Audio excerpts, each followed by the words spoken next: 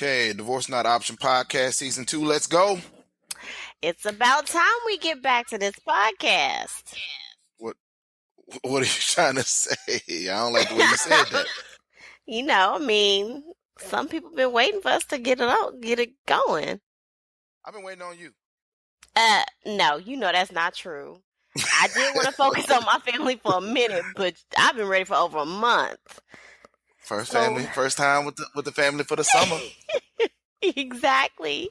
We were a family of 4, but we survived. So and let's y'all go. moved. I think the listeners are gonna think it's your fault because you had a family of 4 and you moved over. And I know how to multitask. I took care of my business and I was ready to go. We're gonna talk about war between the black man and the black woman.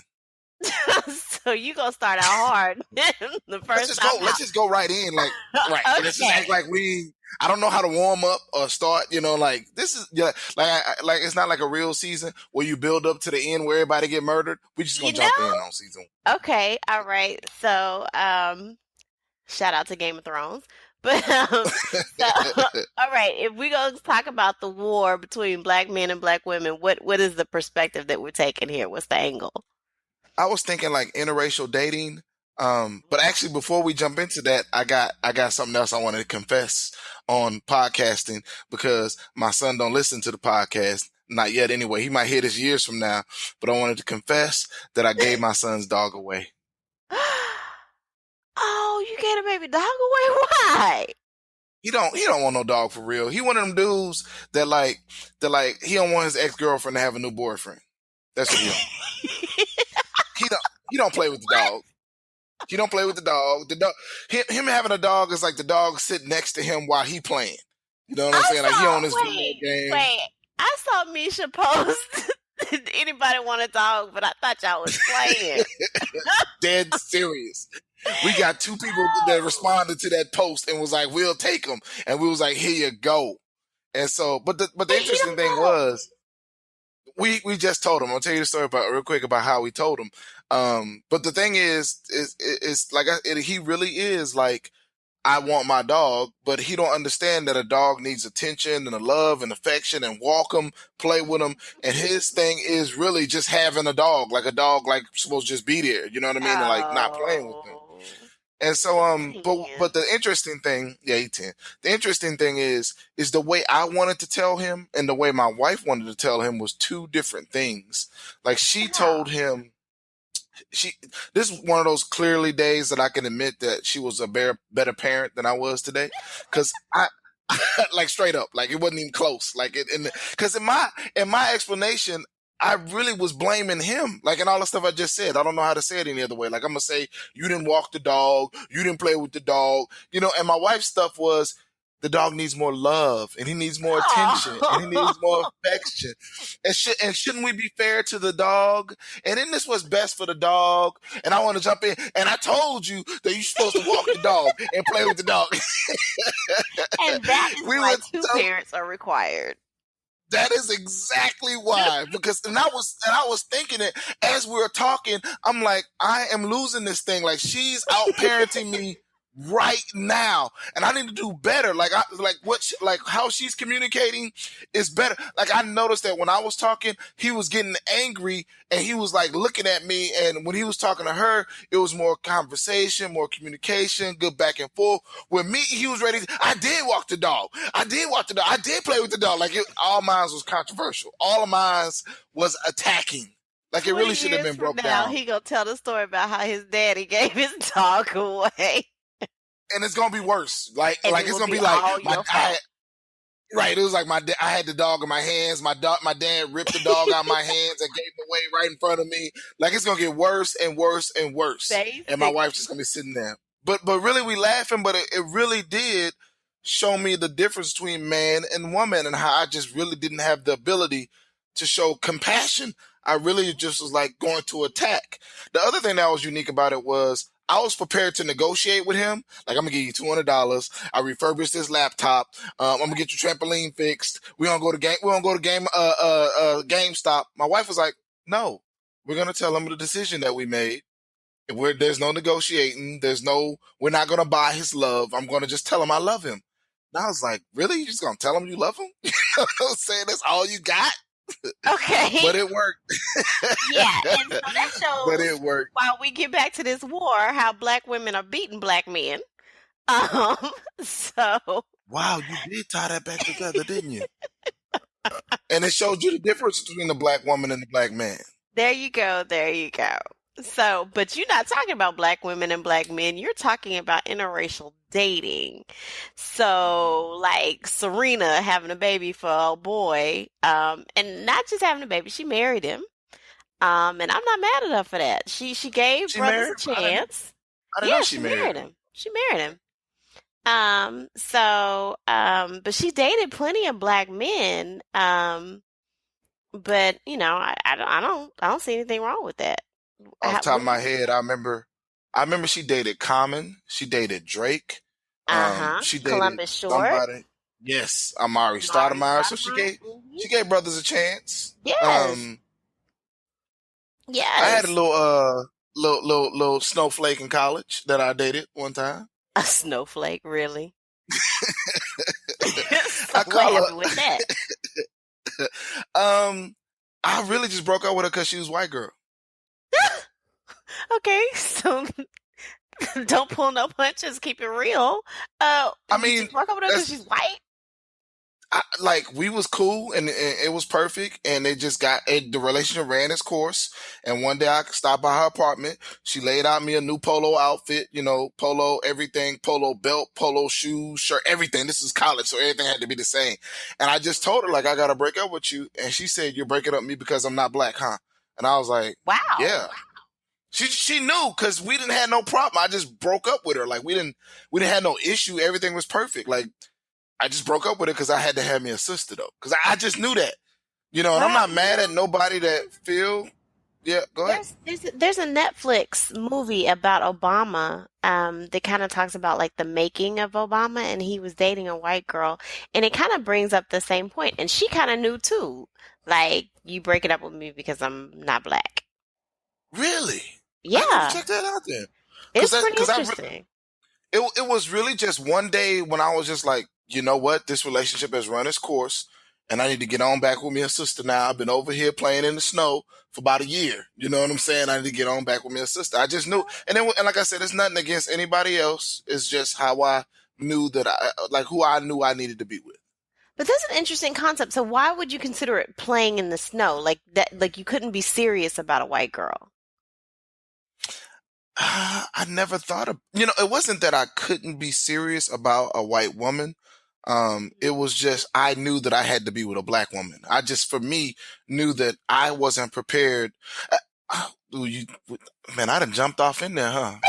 Like, Yeah, because it's an interesting topic because Dr. Umar Johnson got dragged this summer based on the comment that he said he couldn't respect a black man who dated a white woman or married a white woman. And so, I mean, it's interesting. Like we kind of have created this whole concept that you're not black enough if you marry outside your race. right. And I think he said something even more profound than that. I remember you sent me that video, and what he Mhm. really said too was the greatest thing that you can do as a black man is marry a black woman. Yep, that's exactly what he said. And, Um, and I was like, yeah. But the converse of that is really challenging for Black women lately because it's just, as society moves on, it's harder and harder for the Black woman to find her match in a Black man. Yeah, yeah. I'm looking at you. Where you gonna lead us today, Tamara? So, I'm, I mean, this is a really interesting topic, and I wait, wait, wait, personally, wait, wait, wait. You never played in the snow? well, yeah. So I've dated Latino and I've dated white. But not really as an adult. I dated a white guy in high school, and it really was kind of difficult. Like it was a shock to both of our parents, honestly. Um, and so, like my parents never expected me to date anybody but black boys, and his parents never expected him to date anybody but white girls. And for me, I was always the girl that the mamas liked. I had good grades. I was, cute. Just popular in school, and so it really, really, really ate at me that his mama didn't like me for no other reason except that I was black. Because I'm like, I made better grades than your child. I'm more popular than your child, Your but you child on don't the like come up. me. Right, exactly. So, I struggle with that. And then I have always been very, I guess militant is for lack of a better term. And so I had to explain everything to him. Like I would tell somebody, "Oh, you so soulful," and he was like, "Well, what do you mean by soulful?" And I'm like, Right. I "Excuse." couldn't. I knew I couldn't do that. That's why I couldn't Exactly. marry a white woman. Like I can't do Thanksgiving with you. You know what I'm saying? Like you don't. You gotta just Yes. know how we do it. Yes. Now I That gotta that's how. explain Yep. sweet potato versus pumpkin. Right. I gotta explain why everybody got the same thing at their house, no matter where you go for Thanksgiving. Like, no, what are you doing? You don't eat that for Thanksgiving. Right. Like, you ain't got no Right. ham, you ain't got no turkey, you ain't got no Stuffing greens, you ain't got versus no sweet dressing. potato. Right. We ain't no, we ain't doing all that. We ain't just doing biscuits or whatever and all that. Just this just got to be different. And I just knew that the holiday and the experiences of like culture and like I couldn't just go through like have you seen The Color Purple? Have you seen School Days? Do you Right. watch? Have you seen like you had to be have seen Love Jones like 10,000 times? You know what I'm saying? Like But I think that that is the normal mindset of the average black woman, that they want that black love, but it's just not the same as it used to be. Like I found a website, blackdemographics.com, that said that black women are the head of 29% of all black households, which is more than twice the rate for all women. Like all women are at the head of 13% of households. So, and 33% of black women who gave birth last year were not married. I mean, excuse me, were married. 33%. So only a third of black women who gave birth were married. And speak 64% of all women were married speak on it. Speak on it. Why? because black women are just struggling to find their mates. And It's it's not. just It's not black. It's not black women need to close their legs. It's not that. okay. Okay. I mean, that's part of it, but they're not getting pregnant by themselves. How about that? True that. True that. I couldn't do it. Okay. Hey, but you know what? I tell people all the time. If we gonna get in a lot of trouble this season because I tell people all the time that if I was a black woman, you could not hit it raw, straight up. You just can't hit it raw. Yeah, I I don't even mean, understand that. Maybe that's unfair of me to say that, but that's how I just feel like not having that as an issue. Well, I always felt like black women had not just black women on this. When we talk about sexually transmitted diseases or pregnancy things like that, that's all women. that is a lot. But No, but that is black women have a higher rate than any other demographic. right, why? I will say that honestly, probably because black men are sleeping with more people than any other demographic. That would definitely be one of the reasons. And I've had that conversation with women where they'll say things to me like, "Well, I'm only sleeping with one guy," and then I have to say to them, to their surprise, well, how many people is that one guy sleeping with? Exactly. And really, Exactly. that's the surprise of sexually transmitted diseases. I've just heard so many stories where a woman was who sleeping with somebody that she trusted, not Yep. knowing that that man was sleeping around, and that's how Yep. she would catch the And sexually transmitted and I think diseases. that that is kind of to the point that you were making before. Black women, you're talking about, I wouldn't let anybody hit it raw. Like we fall in love when we trust. And that's Still what one of the happens. Still one of the most profound things I think I've ever heard you say is when you said that the woman is not meant to protect herself against the man, and I think that may have Exactly. something to do with it too, right? That is And exactly one of the most profound things I've ever said. No, I'm joking. Can you say that? You can't really say that. Should have I should I'm have so wrote that in the script. profound. No, one of the things that I always thought about when you talk about stuff like protecting yourself is that with black women or women in general, you have to be able to value yourself at a different level than anybody. You got to have a greater value of you than anyone else does. And that is the hardest thing, I think, for women, period, and Black women especially, because we have been told for centuries, really, that we are less than. And so, trying to come up with that self-esteem on our own is a difficult thing. And then trying to come up with that self-esteem to protect us against the people who are supposed to be protecting us is even harder. Let's venture off in an area I know nothing about for a minute. Okay. um, with the Black woman, actually speak to just how difficult, like we always talk about how difficult it is to be a Black man, but Hmm. speak to the difficulty of being a Black woman and trying to be natural and trying to, figure out your makeup and your Oh my dress and gosh. Well, speak to that kind of stuff. it's a huge dichotomy in general, being a Black woman, because I have to be able to take care of myself. I have to be able to stand up for myself. And like we were just talking about, I have to be able to protect myself. And in creating this protection for myself, I become the angry Black woman. And that is the persona that I'm given, which then is the excuse for men to go in the other direction. Um, and then I'm told that beautiful means straight hair, long hair, lighter skin, slimmer body, smaller thighs, all of the things that are not necessarily innate to the average Black woman. So then I have to fight for all of these things to look like this version of beauty that is not inherent to me. And if I decide I don't want to do that, which is something that I've personally chosen to do, it becomes even more challenging because I have to learn to love me and to find beauty in what I'm told is not beautiful.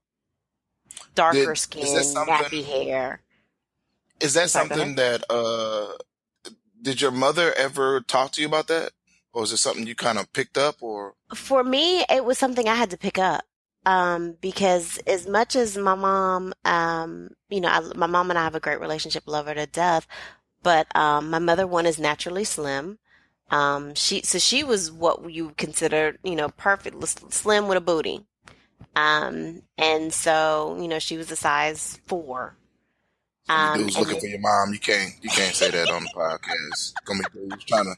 Your mom about to get a whole bunch of friend requests from random dudes. Leave Tamara so mom alone. thank you, thank you. I actually had to tell somebody that at my wedding. He was talking about my mama. I was like, okay, back up to my daddy right there. Anyway, um, but me on the other hand, I took after my father. I was thicker. I had more curves, darker skin. And so, she kind of was at a loss because there was this European standard of beauty. My mom believed in straight hair. I gotta relax her at 2. And so that's not how I grew up. That's And just so what she did. They were relaxing women's hair when your mom was coming up. exactly, exactly. So you gotta relax her, and then I was in weight camps when I was younger. So my struggle with my weight has been ongoing, and it took me a long time to realize I am not fat. I am not. I'm just thick. And, size 8 is not a bad thing, and I'm curvy, and that's a great thing. And, I got to about 18 before I realized that men really appreciated all the curves. I'm Um, still giggling at. I'm not fat. I'm thick. Like somebody just screamed and shouted in their car. It's women right now like me too. yes! Celebrate it, celebrate it. And Yes. so it took to 18 to discover that my body was an asset, not a liability. And then it took to 30 to realize that my hair is an asset, not a liability. At around 30, I decided to stop relaxing. I was done. I think I was 28 when I decided I am not putting no more relaxer in my hair. And that was a huge struggle. I cut all my hair off and had the TWA, the teeny weeny afro, and I really struggled feeling beautiful with that. But again, that was just something I had to define for myself, and that is something a lot of Black women struggle with. I'm just marveling at how you just broke down like everything about the black woman and their struggles. Like, and I was gonna ask. I had my next question. My next question was, when did you start relaxing your hair? But you covered that. You know what I'm saying? Like you knew Yeah, exactly where to go with it. So that was cool. yeah. Cause and my wife. Go ahead. No, it's a process. But go ahead. My wife has had her hair relaxer free, I guess you call it, for good maybe 15 years. Like she stopped it a long time ago. And what's funny about her and my feeling of needing to be with a black woman is that's the style that I love her hair in the most. I Mm-hmm. love it. Like I love And her hair when it's big and out there and the yes, afro. I love it. yes. And once you embrace yourself like that, then you do tend to find, there are a lot of black men. My husband is the same way, who love natural hair. But, you also have, I dated somebody who said he would, or when I was in the process of transitioning, he would never be with a woman with natural hair. As a I, black man. As a black yeah, man. black man, black man. Um, I had now you will not hear that from white men. You rarely, I mean, white people just are intrigued with black hair, um, Yes. for the most part. But Because they can't it's grow their hair like us. that. Exactly. It's something new and different and interesting to them. But it's us. It's us. When I went to church every Sunday, when I first transitioned and cut all my hair off, I had church folks talking about, I don't like your hair like that. Well, why you put it in a wig until you get some more hair? Church I mean, folk you will hear all tell that. you Yes. they be in your business. They don't Oh my care. gosh. It was That's the Christian. horrible. And it's like, okay, I'm trying to embrace me, and you want to sit up here and spend your time telling me what's wrong with me. How How was is that mom? helpful?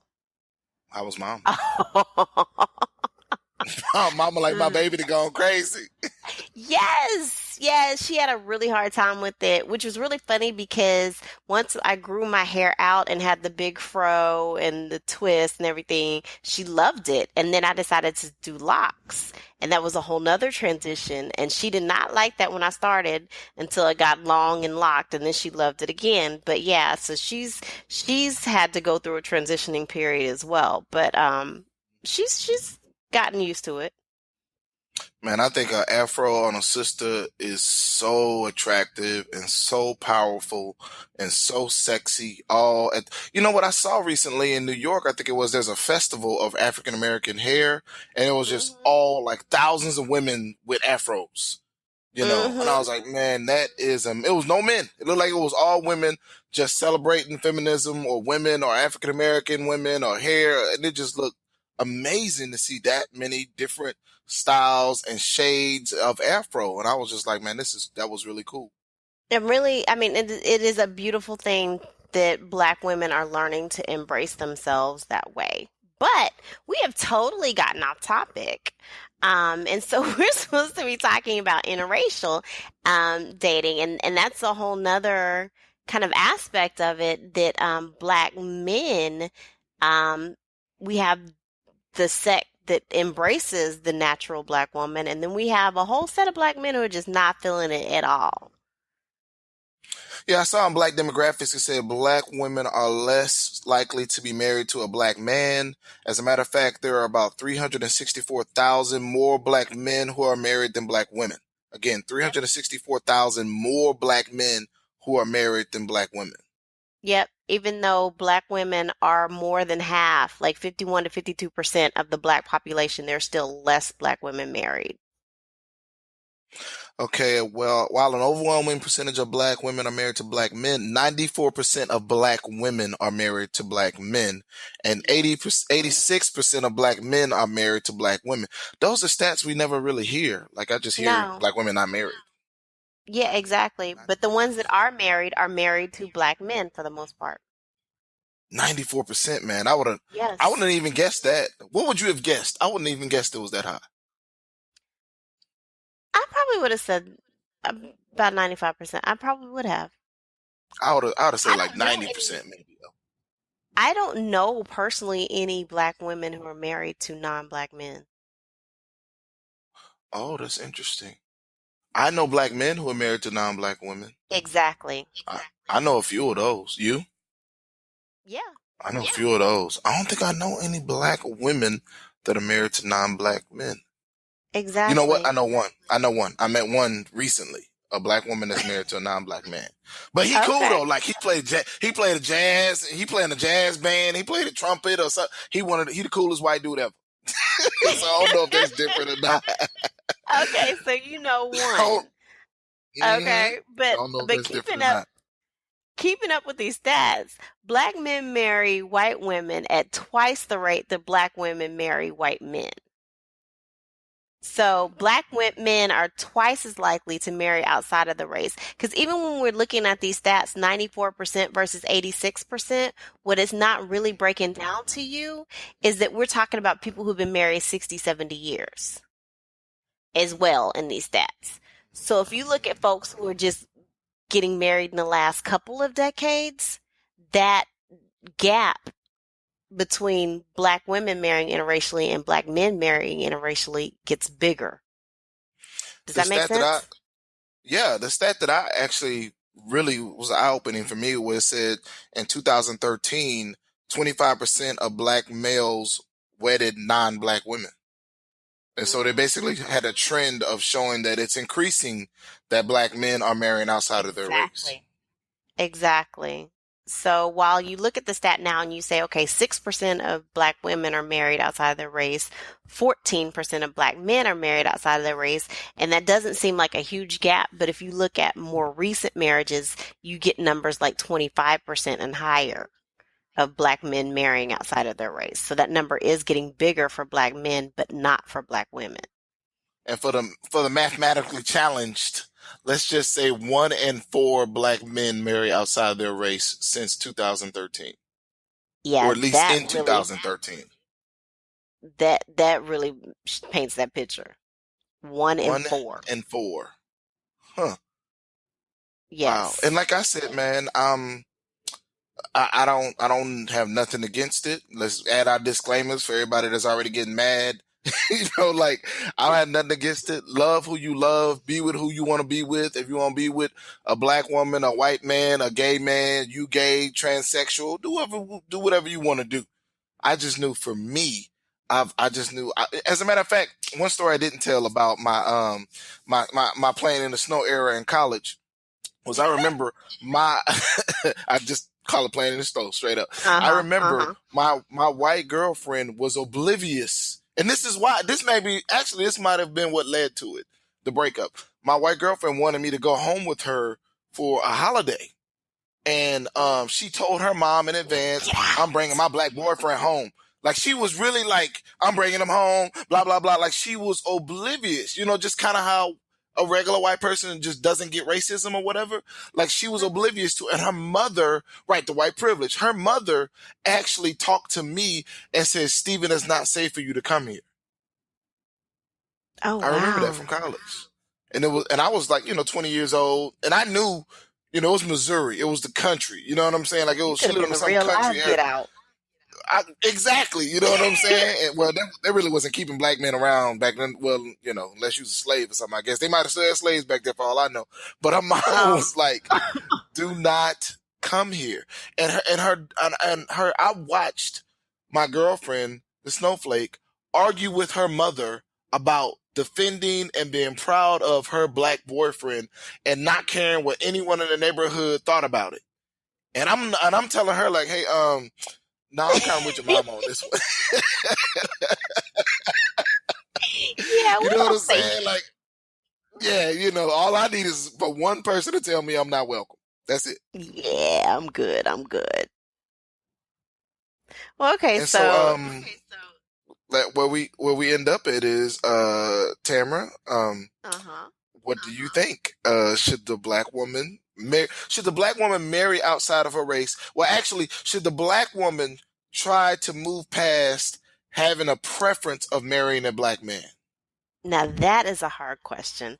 Um, because there is several different, it's a very nuanced topic. Like one, um, we're talking about Umar Johnson and when he said that he didn't respect black men who would marry a white woman. Excuse me. The opposite is true as well. Thank you. Um, Black women kind of feel like they're getting backlash that they're not as woke, for lack of a better term, if they marry a white man or a non-black man. So the question is, am I less black? Am I less down? Am I less woke if I step outside of, the race? Um, and then I think it's a difficult thing when you're raised, especially if you're raised by a black man, and that is your definition of manhood, to choose something other than that. So I don't think it's You fair to made tell somebody what their preference should be. you made my difficult question more difficult by adding in, because I'm fully prepared to say, hey, marry outside your race. But then going back to what you brought up about, the statements from Omar Johnson, whereas we owe it to our society and our community and, our culture and our heritage to marry inside our race to bring our race up. Okay, how about we make a deal? How about if you get a What's black that? woman pregnant, you marry her? If you get a black woman pregnant, you marry her. How about that? Well, see, and that therein lies the issue. So right now, this whole conversation kind of puts the onus on a black woman. And if you want to get married and those are your options, then yeah, you probably need to expand your options. But coming from somebody who, just recently, like I just got married this year, but before I was told you need to look elsewhere. But that wasn't what my preference was. That's not what I found attractive. That's not my definition of manhood for me. So for so for you, it was kind of the same thing in terms of just not necessarily a mental decision not to date outside your race, but more of an emotional, cultural, social decision not to date outside your race. Exactly. Exactly. So, and not to say that I was not open to it, but I hadn't really gotten approached by a whole lot of men who weren't black. Um, but yeah, it's just something that I always saw from myself, so that was hard to change my perspective. Do you get salty when you see a black man approach a non-black woman? Um, I that is something I'm working on. I have in the past. I have. I have to be honest and say yes, it is something that has bothered me. Um, but the reality is that we live in a whole different society, especially when you're talking about millennials and my brothers in general do not date anything but white or Latino. Ooh, put them out there. Um, They must not listen to the podcast. now both of them will tell you they are equal opportunity, but I haven't seen equality in that opportunity. That's Um, have you ever talked to them about that? yes, I have. And they say, Um, do you think they're telling you the truth that they're equal opportunity? I do. I think my brothers think women are beautiful. They don't really care about shade, but they hang around a group of people that are 90% white. They're in bars that are 90% white. So I think that's just, You guys proximity. were raised in a white area, went to white high schools and all that kind of stuff. Exactly, exactly. I don't know why I came out differently, Hmm. Hmm. but And then we and were then you went raised. on to go to UT. I'm assuming that UT had a strong, y'all maybe less than 4%, but a strong Oh African yeah, American experience. yes, very much so. So it was around 4% when I was there. 3%, closer to 3%. But yes, we were a very close knit community, and I actually kind of after I left UT was a little ashamed to realize that I didn't have any friends that were not black or Latino. Oh, really? Okay? It was that many of y'all there that you really didn't have to. Well, Um, when you're talking about 3% of 50,000, hmm um, you know, that's You're almost not even 2,000 gonna people. right. So Hmm. like 1,500 And, people. and So that's a we're good not gonna worry number. about I the could math. just be surrounded by all them people. Yeah, let's not worry about that. Hmm. But I could just be surrounded by them 15 to 2,000 people. 1,500 to 2,000 people, and I didn't have to worry about anybody else or see anybody else except in class. And in class, I'm focused on learning, and then I go home. Hmm. So it was very easy. And so again. So Tamara is okay with them with people dating outside of the race, but she's not okay with saying you should have a preference of and I didn't say preference of choosing someone over your race, but just saying to yourself that if I find a man who loves me, I will marry that man. And I don't even think black women are prepared to say that. No, I don't think we are. And I do think that we should be open to that, but I also will say I understand how difficult it is to be open to that. My mother-in-law, God rest her soul, she passed and left us last year. Dated a white man for years, and he was a nice white man. Can I just talk about him like that? Can I just say he was a nice white man? You funny. Now, it intrigues me to see older interracial couples because they really went through something. Right. Um, and it's intriguing, and I don't understand it because I'm like, that white man had called somebody the N word before. He has. He too old not to have called somebody the N word before. You know what I'm Yeah. saying? And 50 But years somehow they later, make it work.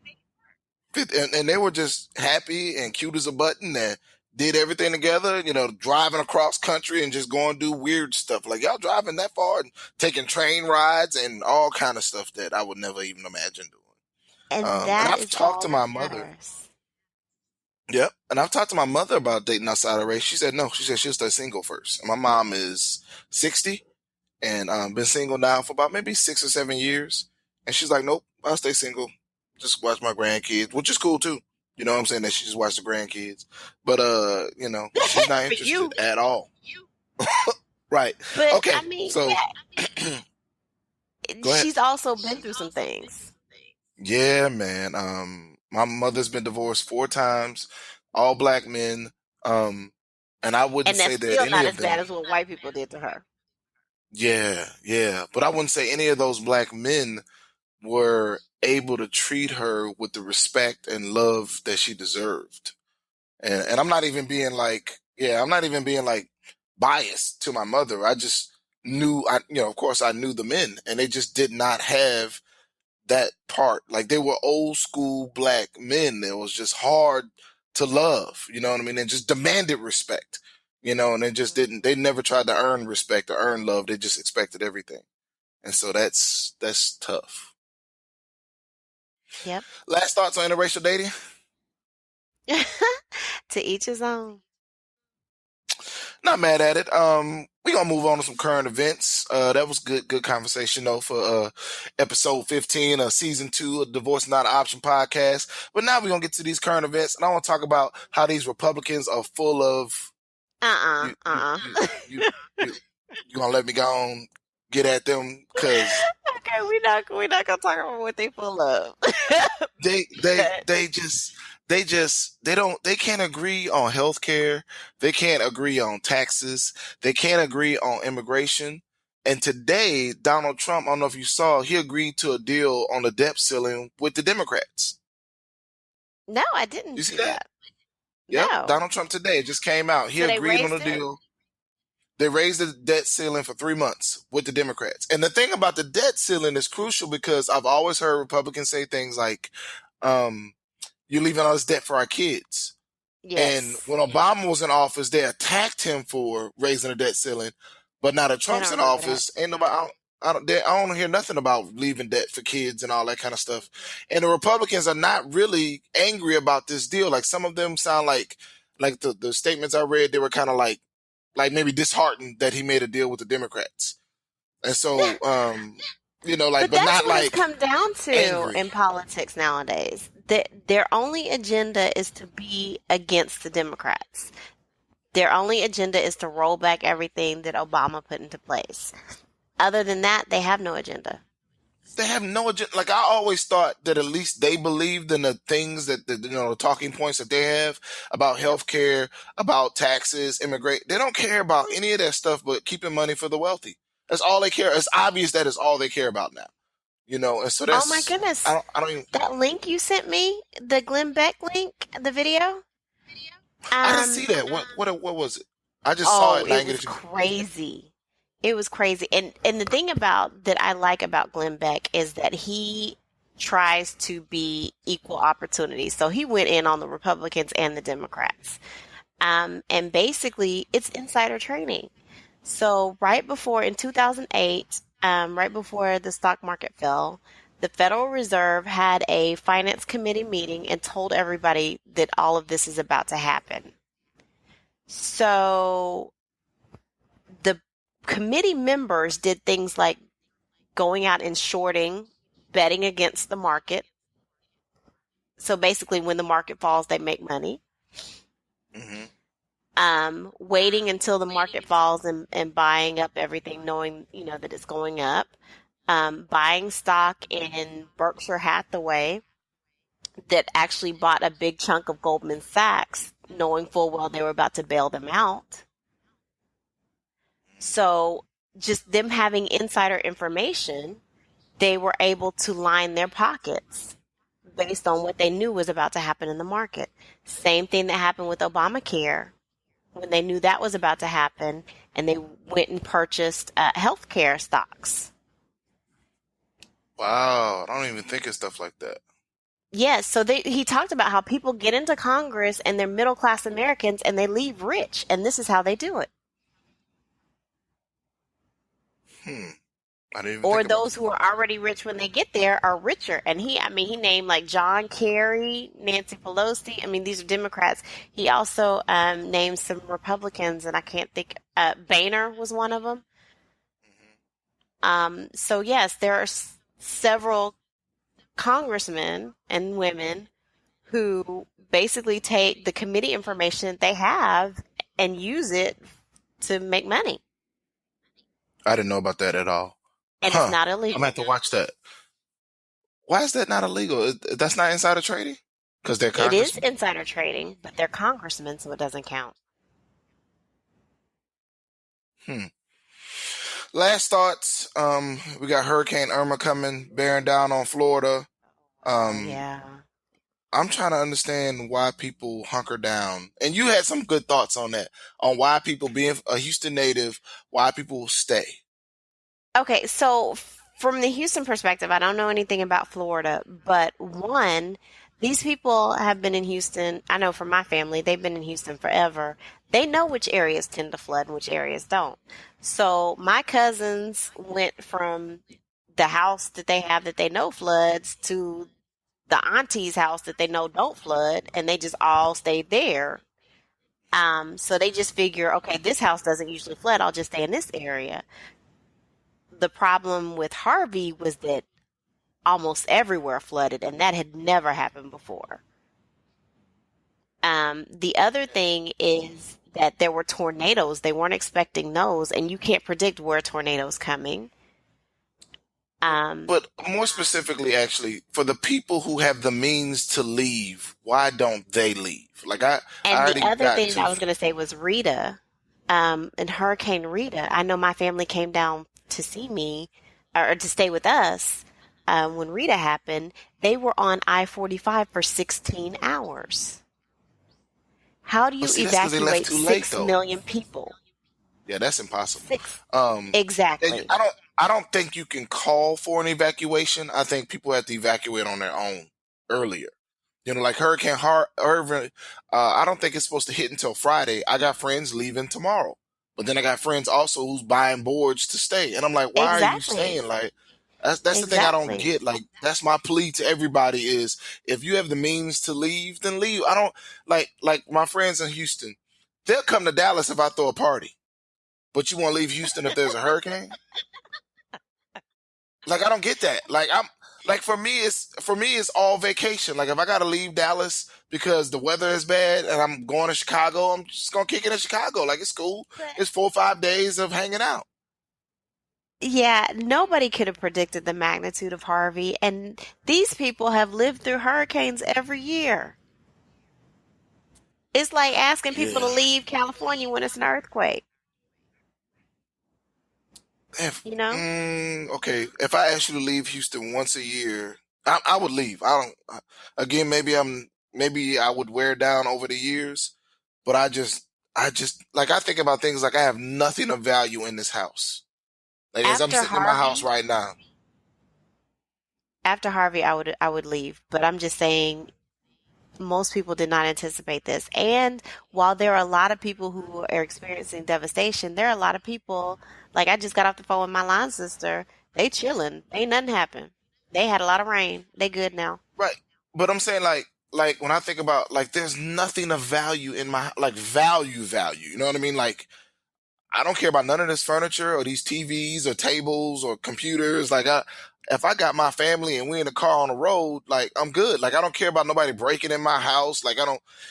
What I think about is what if somebody would broke in your house? I'm thinking, okay, good thing I wasn't there. That's what I think. You know what I mean? Like not like I need to be there to put my life at risk to save this table. You know what I mean? Like I have Yeah, nothing of value. Leave, vacate, man. Like we'll watch it and we'll see what happens. So. I'm with you now. Okay, folks. Season 2, episode 15 in the books, Divorce Not Option podcast. We're going to try to do it weekly. Tamara, what do you think? I think we can get it. We're going to do this weekly.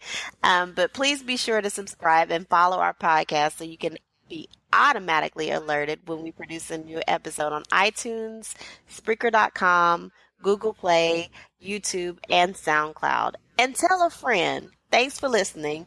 Divorce is Not an Option podcast.